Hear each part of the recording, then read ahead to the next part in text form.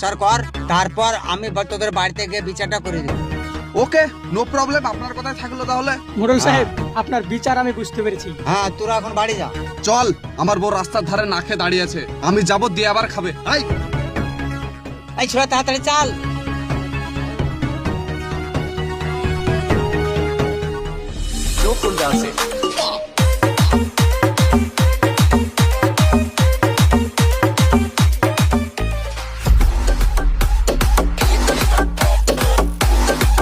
কিরে, ওসব বিদেশি কালচার নিয়ে এসে এখানে নাচানাচি করছিস? পাগলা, নাচবো না তো কি করবো রে? তুই ভালোবাসতে জানিস না বলে তো এখনো পর্যন্ত তোর বিয়ে হয়নি, তাই না রে? তুই একটা মাকে অপমান করছিস। আরে মা দিবস তো একটাই হয়, আর বইয়ের নামে উল্টো পাল্টা দিবস পালন করা এটা তো ভুল। এটা বিদেশি কালচার, যেটা উত্তর আমেরিকায় হয়। মা দিবসে যেমন বাচ্চারা নাচানাচি করে না, ওই রকম তোর ওয়াইফ ডে তে স্বামীরা নাচানাচি করছে, তাই না রে? শুন মাইনুল, এসব বিদেশি কালচার লেসে ওই বাঙালির ঘরে ডিম ভাজি, আর আমি বলছি এটা হচ্ছে এক ধরনের বৌবাদ। আর তুই যেটা করিস সেটা মা বাদ, তাই না? শুন মাইনুল, আমি যদি মুরদের কাছে গিয়ে এই ওয়াইফটা বন্ধ করার বিচার যদি না দিতে পারি, তো আমার নামও মুর্শিদ না।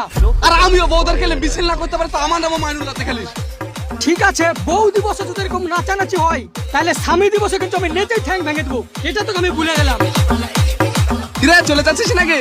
আয় একটু নেচে যা, না হলে দুটো মিষ্টি তো খেয়ে যা।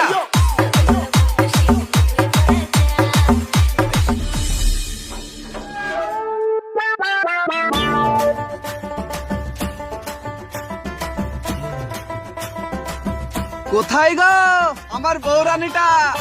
এই দেখো তোমার জন্য কি নিয়ে এসেছি তা। কি নিয়ে এসেছো?